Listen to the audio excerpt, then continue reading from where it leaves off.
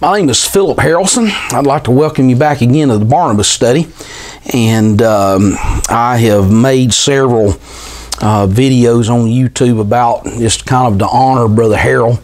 And it's about a week, well, it's Friday. His funeral was this past Monday on February the 12th. And so I'm spending a little time in here this afternoon talking about, again, some things that were stimulated in my mind being at the memorial service and then after the memorial and the graveside. And I would just say that all the speakers, Brother Mark Hughes, Brother Ron Macy, Brother Royce Andrus, Brother Murray Ray, Brother Dennis Clark, and Brother David Elms. It was just a tremendous, and they said things, talked about things that Brother Harrell had impacted them. And again, it'd be worth your time for you to look up the homegoing service of Brother Harrell for that. But while I was there, prior to the funeral starting,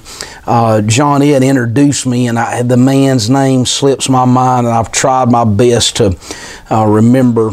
But I had mentioned back with Brother Harrell's preaching that back a number of years ago, this probably would have been in the 80s, that he did a fairly lengthy series on the book of Genesis. He also did one on the book of Ephesians. And I'm using the little book that Sister Paula had sent to me. But during that period of time, whenever he did the series on Genesis, somehow this minister managed to get the tapes of Brother Harrell teaching through the book of Genesis. And so whenever he came, he got in contact and with the church and just asked if he could come and he'd drive from Arkansas and just spend 30 minutes with Brother Harrell. I'm certain that probably went more than 30 minutes, but that was just his request. He wanted to just talk to Brother Harrell for about 30 minutes or so.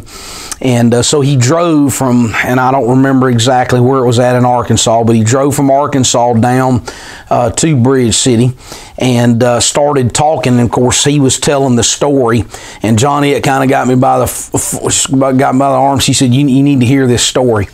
And so he started relating. He said that when he got there, he asked Brother Harrell. He said, "Brother Harrell," he said, "I just want to know, where you got the material or what study helps were you using whenever you were teaching from the book of Genesis." And he said Brother Harrell got up and walked over to his library there, and I say little, to his books, and he pulled out, if you're not familiar with this is called the Biblical Illustrator. And I can't remember, I think it's 22 volumes or so. Teresa bought this set for me in 1991 and gave this to me for Christmas back then.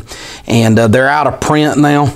And so Brother Harrell pulled this volume 1 down, and he just told this minister, he said, this book right here is what I read. And to hear him talk about it, apparently Brother Harrell read a significant amount of this volume. So I thought, well, I'm going to take a whirl at it. And so yesterday afternoon, I pulled down the Genesis volume, and I didn't start in Genesis 1. I actually started in Genesis chapter 3 and went through and worked through right at 20 pages. Now here's the thing. The print in the Biblical Illustrator is very tight. I would guess it's probably a 6 or 7 font, and it's almost, again, it's very, the writing is there, the print is very small, but volume 1 has, and it's divided up into volume 1 and volume 2. And volume 1 has 664 pages, and volume 2 has almost 600, a little over 600 pages that are in this volume. And so what I did was I sat down, and you can see some of the highlighting that I started working with and using there in this Genesis volume. And I thought to myself, the resources that we have available to us now, there ought to be a crime against poor preaching these days. And yet I know that the discipline that's required to spend, that you're going to have to sit down and you're going to have to read and study. And again, if we're preaching Amos 8, there is a famine in the land, and you have to realize that there are varying levels of skill. I get that. I understand. And there are various. I mean, it's obvious. I've listened to some of these videos, and I don't use the word get. I use git. G-I-T, deep south, all the southerners, they know what I mean. But again, my Galilean accent certainly betrays me. I understand that. I get it. That there are, some are very gifted, polished orators. But despite that fact, I think that if we're lazy in our study, and again, the Jowett quote that I used the other day, and Brother Harrell turned me on to that book, J.H. Jowett. He said that if the preacher's lamp, the minister's study is a lounge, then his sermons are going to be nothing more than just impertinence. And so I think there's got to be a lot of I'm just going to say holy sweat that's involved with this matter of study. But whenever I started going through and looking at some of the just this right here, for instance, this is on page 201, and it's under the section called the serpent, and there are several points here, and I are highlighted, and then I circled the numbers. The devil is a real person. The devil is a hater of God. The devil is a hater of man. The devil is reckless. The devil is consummate in skill. The devil shrinks not from the blackest sin. The devil has awful power. And under each of those points, there are areas where that various writers, because the Biblical Illustrator is really a collection of sermons that have been placed in to that, and so again, it's a homiletic, I guess, commentary, if you want, or sermonic commentary, if you want to call it that. But yesterday, when I was reading this, in my mind, I thought, okay, let's time warp. Let's go back 35 years ago, back to the 80s, whenever that series was done there in Bridge City. And I don't think there's a date that Sister Paula put through. It's 56 tapes. Special teaching series. Let me just run through this real fast. Acts 27 tapes, Ephesians 12 tapes, Essentials of Charity 3, Exodus 44, 1 Corinthians 18, 1 John 8, Genesis 56, Hebrews 9, Luke 36, Nehemiah 6, Repentance 4, Resurrection from the Dead 3, Revelation 16, Romans 20, Tabernacle 15, and Women of the Bible 14.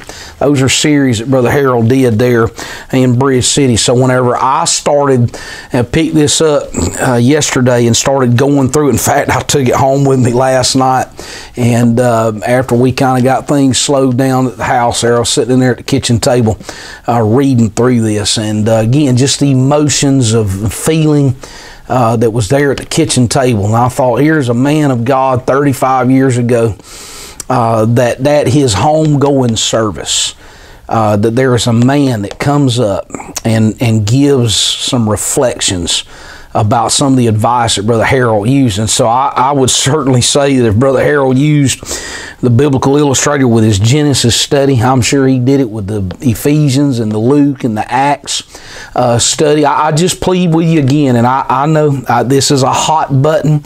We have a lot of places, I say a lot of places have closed down their Sunday nights. Whenever you lose a service time, we've gotten away from Bible teaching. And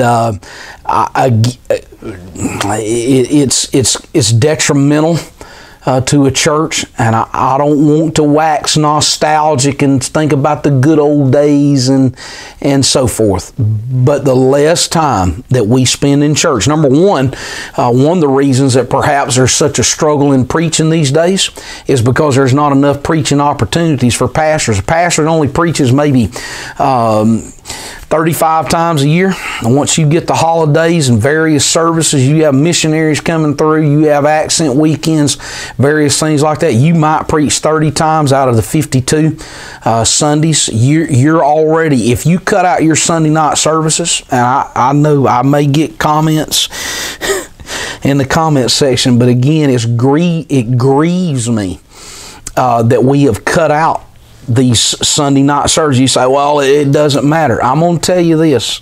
People fill their time up with something. They're either going to they're going to shop, they're going to go eat, they're going to watch football, they're going to do all sorts of things. Whereas if you have a Sunday night service, and I can remember Samuel Latta, retired, he's passed away now, a missionary. He said this to me. O.C. Marler said this to me. He said, whatever you do, he said, don't lose your Sunday night. He said, if you do, or he told, Brother Marler told me, he said, if it's just you and your wife and your children, he said, show up for Sunday night, because what it does is it gives you another opportunity. And I would just, a classical pianist, classical violinist, and I have the iHeart app. I listen to iHeart Radio. I listen to mainly is all classical Portland, out of Portland, Oregon, and their classical station. I also listen to WQXR out of New York City. But those classically trained musicians, do you think more practice is good for them or less practice?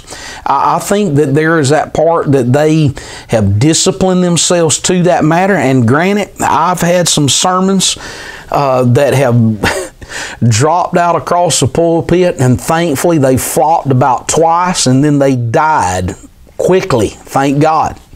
However, the more opportunities that we have to preach, the better we're going to get at what we're doing. And for Brother Harrell to teach through all of these parts of these special series, obviously it was advantageous to that. And I did mention in the funeral, John Ed had told me they have more than 4,000 where that Brother Harrell kept his, and Daryl, his son, I mentioned earlier, had created a Bible program, or not a Bible program, but a sermon tracking program.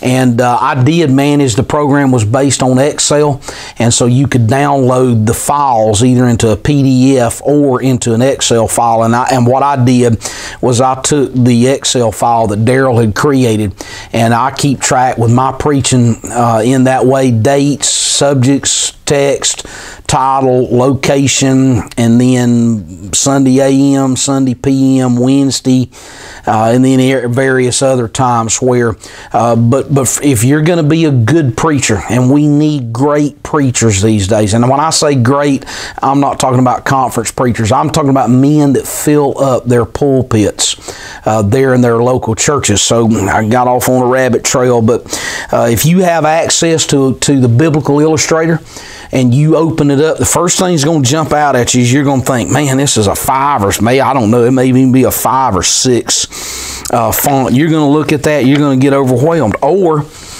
I want to ask you a question. I wonder how much time that this past Sunday was the Super Bowl.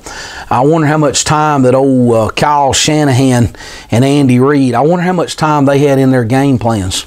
And preachers, we can't afford to let professional coaches allow more preparation for their game plans, because Paul said it like this: it's for a corruptible crown. And when I look at Brother Harrell, I'm with Brother Wayne Naylor. that whenever we read his obituary, that's what I'm after. I know I'm probably not the most social pastor in the world, but I would tell you, listening to those people there in Bridge City and the comments that were made, Brother Harrell's impact through that pulpit profoundly impacted a lot of people. And so again, I thank the Lord that Johnette wanted me to hear that pastor, minister tell that story, because again, it's like even after Brother Harrell's passed on, more of his influence is coming into my life. So I hope this has been helpful. And if you do have a biblical illustrator, I know a lot of pastors maybe my age, a little older, and some maybe a little younger. You may have the biblical illustrator sitting on the bookshelves, and you have access to it. If you have not touched it in years, maybe you ought to pull it down. You can. It is in Logos Bible software, and I do have it there, and I'm doing the same thing with this one. I went and opened it up, and what I've got highlighted here in my hard copy, I highlighted it in Logos Bible software yesterday. And so once again, thank God for Brother Harrell. Thank God that I managed to land in his area of influence. And so thanks for stopping by again, and until the next time, I'll see you later.